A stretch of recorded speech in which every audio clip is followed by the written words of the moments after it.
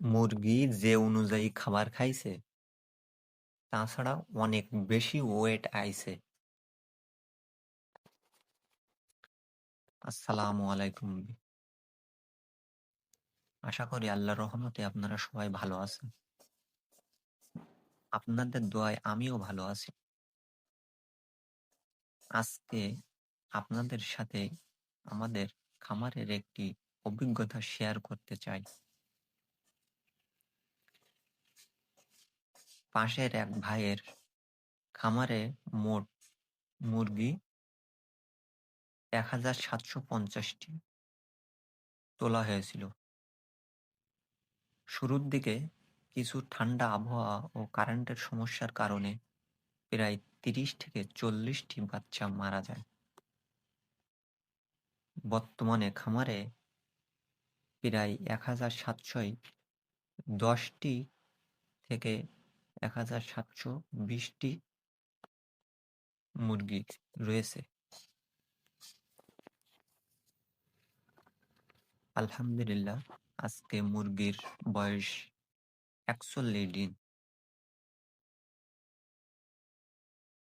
এই সময়ে মোট 42 বস্তা খাবার খাইছে।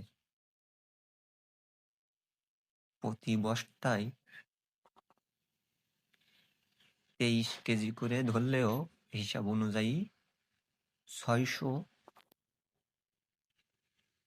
মাইনাস হবে এভারেজ। কিন্তু এখানে মুরগির ওয়েট এভারেজ 7 থেকে 7.5 এর মধ্যে রয়েছে, যা সত্যি অনেক অবিশ্বাসযোগ্য। এত ভালো ওয়েটের আসার মূল কারণ হলো সঠিক ব্যবস্থাপনা ও ভালো মানের বাচ্চা, মুরগির সুস্থতা বজায় রাখা, অপ্রয়োজনীয় অ্যান্টিবায়োটিক ব্যবহার কমানো এবং সুষম মানসম্মত খাবার প্রদান করা।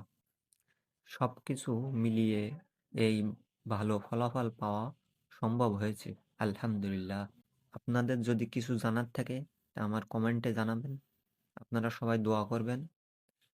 আর বিক্রির সময় কেমন ওয়েট হলো আপনাদের সাথে শেয়ার করব ইনশাআল্লাহ। ধন্যবাদ সবাইকে। আসসালামু আলাইকুম।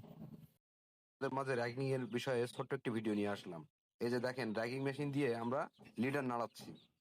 এই দেখেন, জাস্ট এ মাথা থেকে ও মাথা চালাই গেলেই হবে। এই দেখেন, একদম হাতে নাতে দেখেন। এই যে দেখেন।